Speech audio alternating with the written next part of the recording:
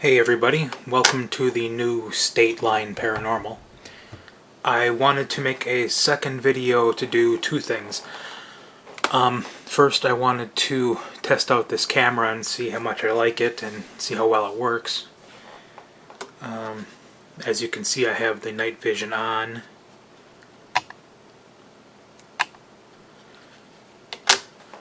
The second thing I wanted to do with this video is kind of go over some of the things I didn't go over last time, or I didn't go over in depth last time. The first thing I wanted to do was just to explain the term haunting as I understand it. For me, haunting means unexplained noises, things moving around that shouldn't be moving, like visions of humans walking around that you know aren't there. And very rarely, occasionally, you may get full-bodied apparitions of people. But like I said, those are very, very rare. You don't often...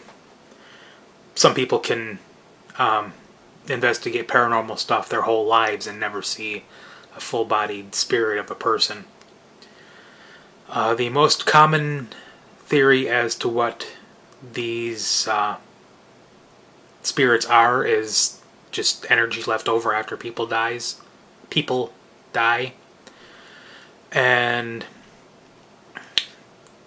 either they don't move on to a different place or can't move on for some reason, and their spirit is trapped in our world with us. That is the most common theory. I'd like to go over a few of the types of hauntings. The first type is known as intelligent hauntings. And what an intelligent haunting is basically the hauntings that interact with you. The ones where you can ask it a question, it will answer your question. You can ask it to do something and it will respond by doing it. You can ask it to make a noise or move an object and it will do it. Intelligent hauntings are the ones that just actually interact with you. The second type of haunting is residual hauntings. What those are kind of like just a recording. There's no actual intelligence attached to this. It's not a spirit of a person that has died and is still stuck here. It's basically just their energy imprinted into the surroundings. It's sort of like if a person did something over and over and over again in their lives, like they came in the front door, walked to the kitchen, dumped off their lunchbox, walked to their room, dumped off their wallet, and came back out.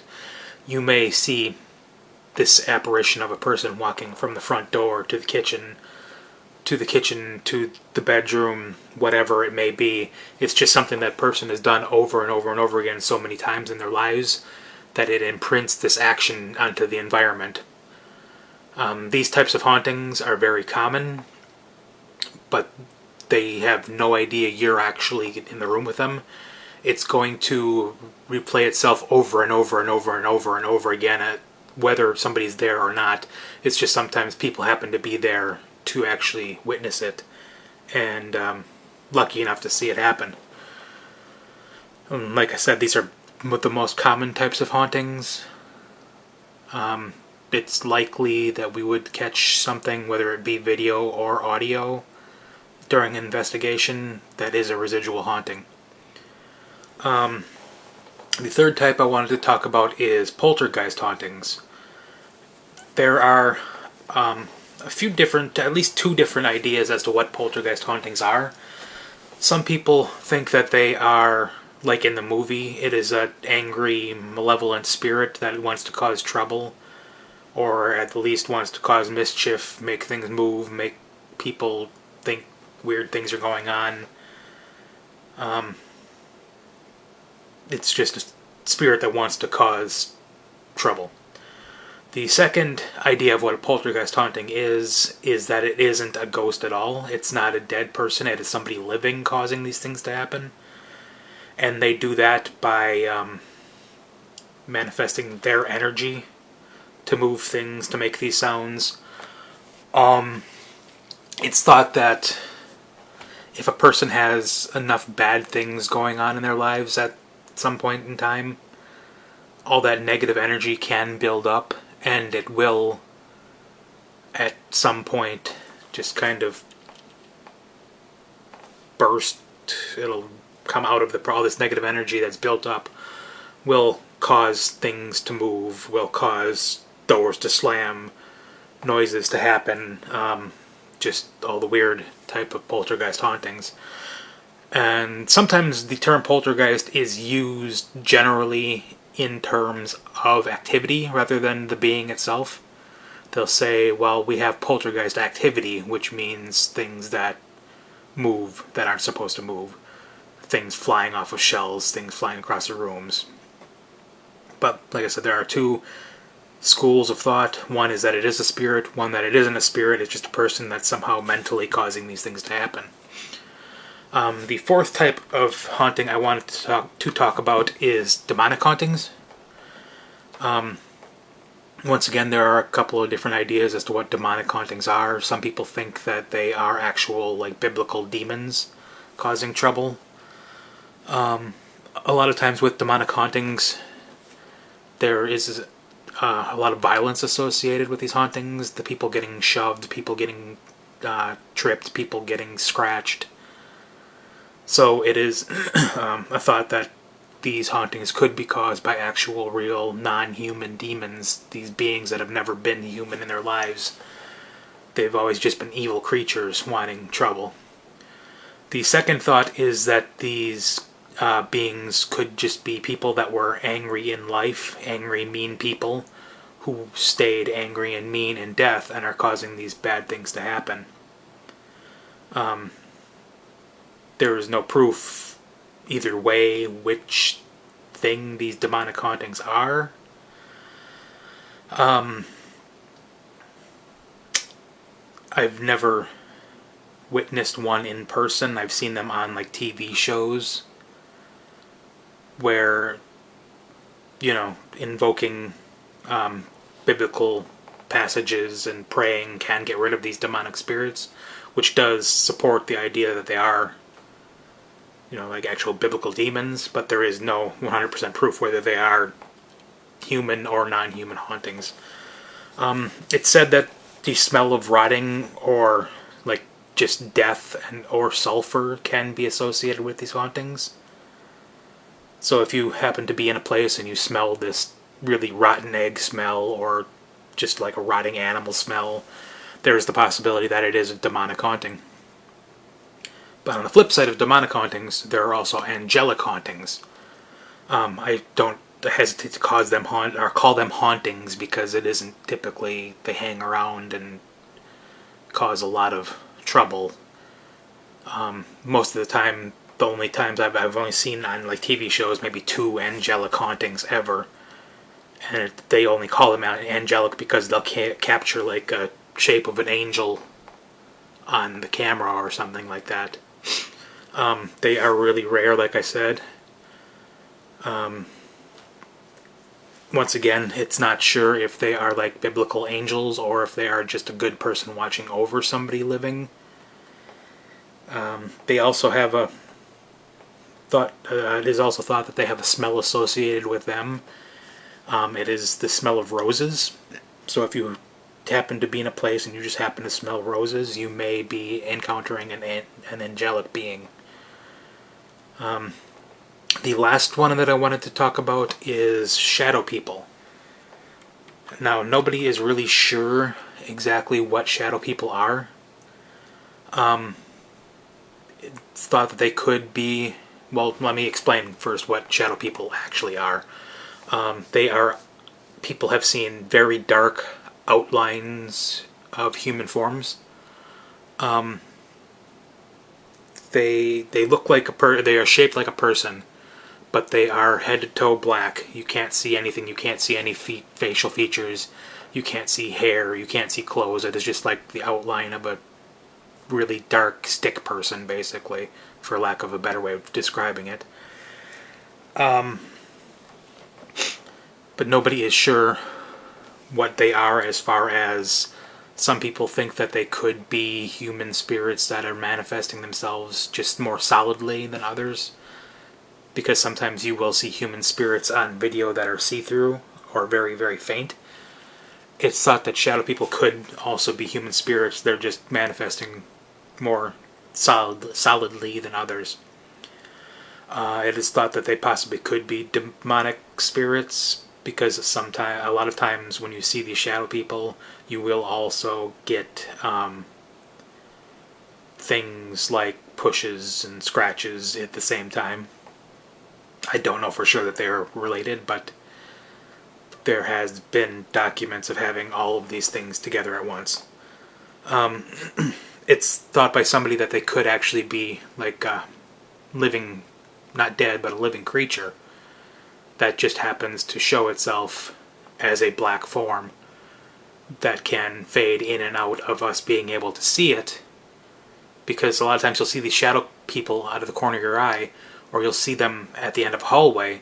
You get down to the end of the hallway to look for them, and there is nothing there. So it's thought that they are possibly creatures that can show themselves when they want to, hide themselves when they don't want to. And the last thought that I came up with as to what shadow people could be, and this is kind of a sci-fi type of mindset. There is a theory that there are multiple universes, and that these creatures are just, it's like these multiple universes living next to each other that are kind of mirrored universes in a way, and that it is possible for these creatures to bleed from their universe into our universe, but they don't come completely through. They only come through far enough for us to see the black figure. And then they fade back out again, and that's why we stop seeing them. But it is thought that they are possibly living creatures from a parallel universe bleeding into ours and then going back into theirs. I don't have a specific thought as to which of these possibilities they are to me. I've never seen one up close in person, but hopefully it's something we can see at some point during investigating. Now, secondly, I'd like to talk about investigations themselves.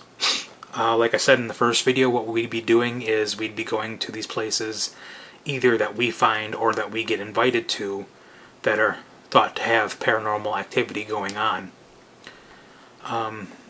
Some, once we get there, some places may actually be haunted, some places may not be haunted. There are things that can cause a false haunting. People may hear, like I said in the first video, may hear noises that they aren't thinking of a natural explanation for. It may be scratching noises, pounding noises that could just be an animal that got into the house that they aren't aware of. Creaks, groans of the house that it could just be a house settling. There is, and this is a proven thing, there is an actual phenomenon known as EMF poisoning, we'll call it. I don't know if that's the actual term for it. But basically what it is like I was talking about, electromagnetic fields. I'm trying to dig out an EMF meter. Like I said, we have the little meters that can measure electromagnetic fields. And it is said, and like I said, this is proven, actually scientifically proven, that long-term exposure to high electromagnetic fields will cause problems, or can cause problems, such as people hallucinating. So you can hear something, see something, think it's really there, but it's kind of just a hallucination brought on because these high electromagnetic fields are messing with your perception. Also, high electromagnetic fields for a long time can cause health problems. People have gotten cancer, have gotten very sick from these, so it's something that we need to look into when we're checking out these people's places, and something to report to them that they should have an electrician come out and check it out, because a lot of times it is caused by poorly shielded wiring or poorly grounded wiring, something like that. So it's something that can be fixed, but a lot of times these people don't know what's happening. So that's part of what we will do, is find these logical explanations for these things, determine whether it is a haunting, whether it is something that is natural that should be fixed, and report to these people so that they do get it fixed, so that it doesn't harm them in some way. But some places really are haunted, and we will determine that when we get to these places. So the first thing that I will do is, earlier on in the day, I will go to these haunted locations. I will talk to the people in charge, somebody who owns the building, somebody who runs the business, whatever it may be, and I'll get the story as to what they have witnessed or what their employees have witnessed. And once I get all these stories down and can look into them a little bit more, later on in the evening is when, well, first of all, I'd like to have a person or two come with me, just to kind of represent the group while we're talking to these people. I don't know for sure who that will be. I don't know if it's going to be the same people or person every time, or if it'll be whoever feels like going with me at the time. We can kind of discuss that when we actually meet in person and have a real in-person or in-video conversation of how we're going to do this. That can be decided then. But once, later on in the evening, once it starts to get a little darker, that's when everybody else will get there, and we'd set up any equipment that we have to set up, like any still video cameras, which I still do want to buy DVR system, because a lot of times things do happen when you're not in the room, and this DVR camera will pick that up whether we're there or not, hopefully.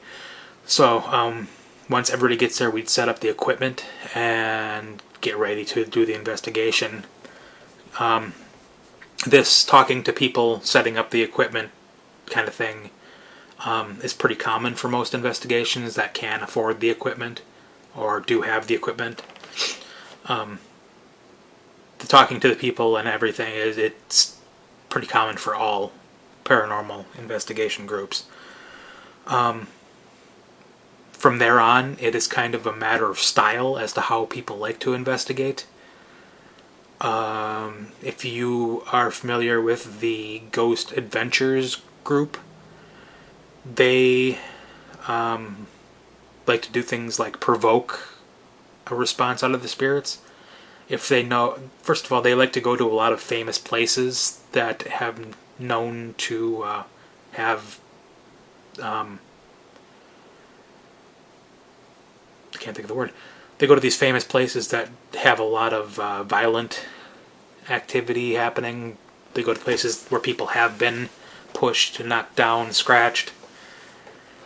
I don't know why they specifically go to famous places instead of ever to people's houses. I think it's just a matter of how the show was made. They want the bigger spectacle kind of a thing.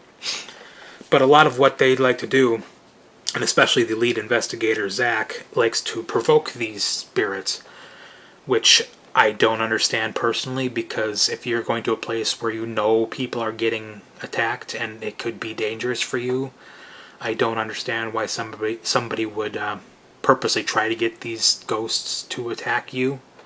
Because he'll talk to them and he'll be something along the lines of, oh, I know you've scratched so-and-so, and I'll try to scratch me, and then he'll taunt these ghosts. And that honestly just seems kind of stupid to me, because you know that it has happened. Why would you want to put yourself in danger? If you want to try that, I won't suggest it, but I will allow you to do whatever you think will get a response within reason. I don't want anybody doing anything really unsafe during these investigations. But if you want to poke and prod a little bit, I will let that happen. My style is more like the Ghost Hunters TV show, and I'm referring everything to TV shows because that's the easiest way for us to learn this stuff. Where they will go to anybody that asks them to, whether it be a big place, whether it be somebody's residence. And Michaela just heart reacted to my picture. Cool.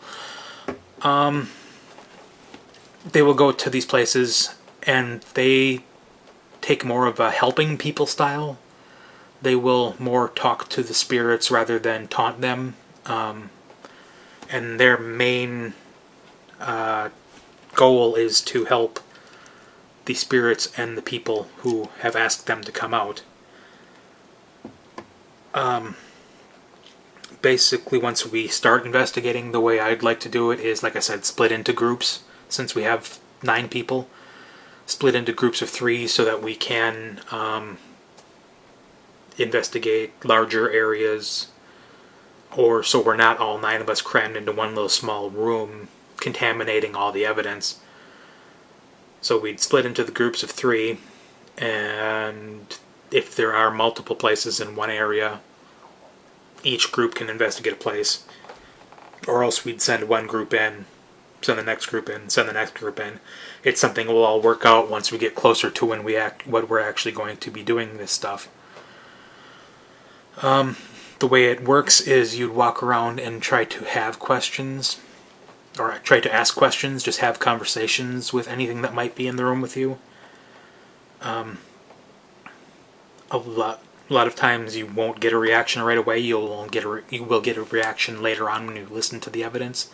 You won't hear anything right away, so it's basically a one-sided conversation where you're talking to yourself a lot of the time. There are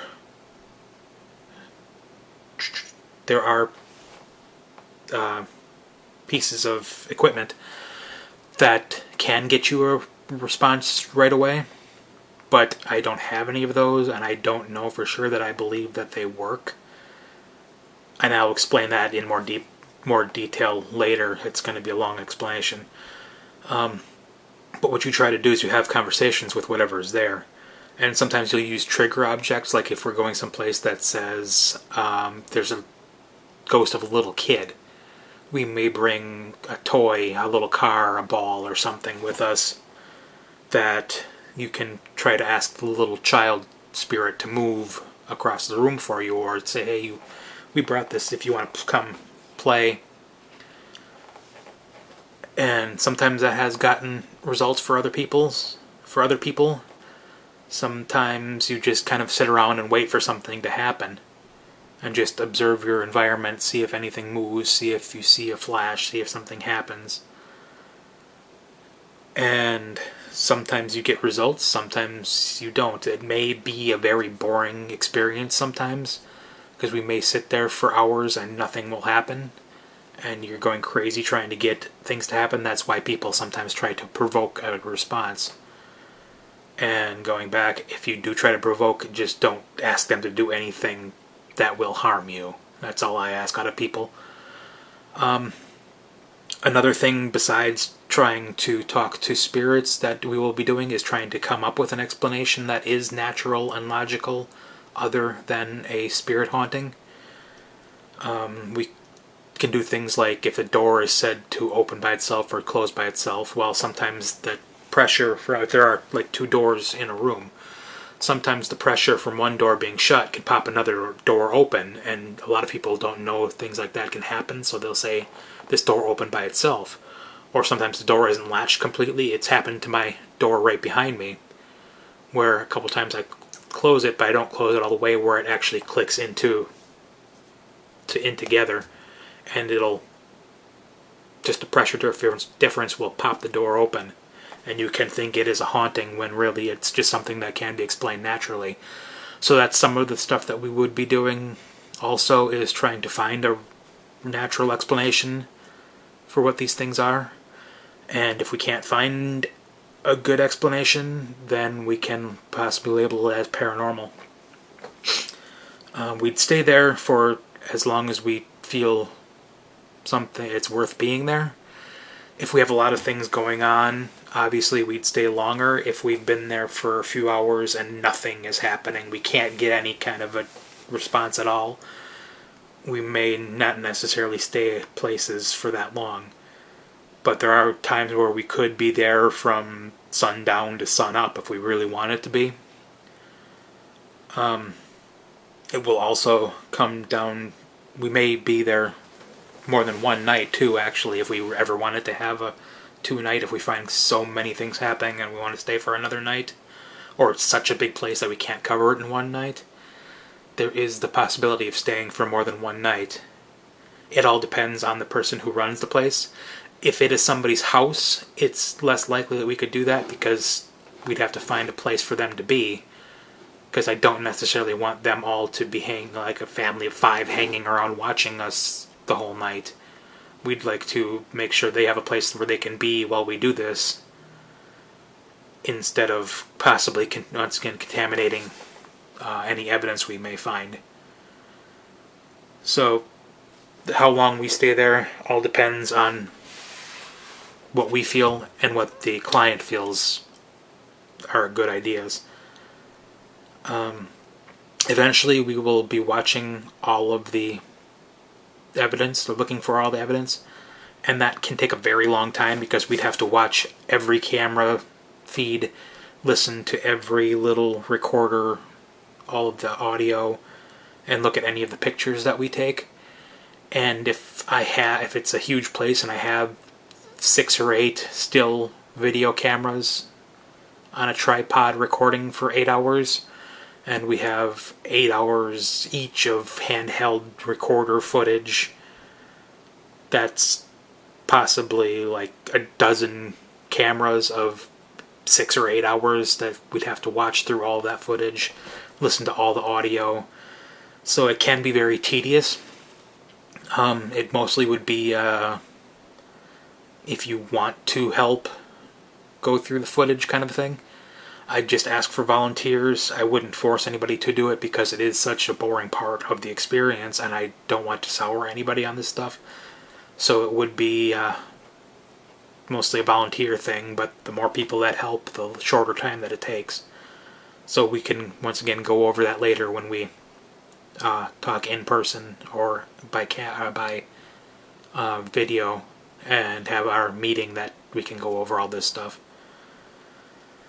I'd also like to, just for fun at some point, this would be before we start doing any investigations, I would like to meet in person and maybe watch an episode or 2 of these Ghost Hunters, Ghost Adventures shows, just so it's easier for you to grasp the different styles of investigations and get an idea of how investigations are done, because I know some of you probably don't have any experience as to how to do these things.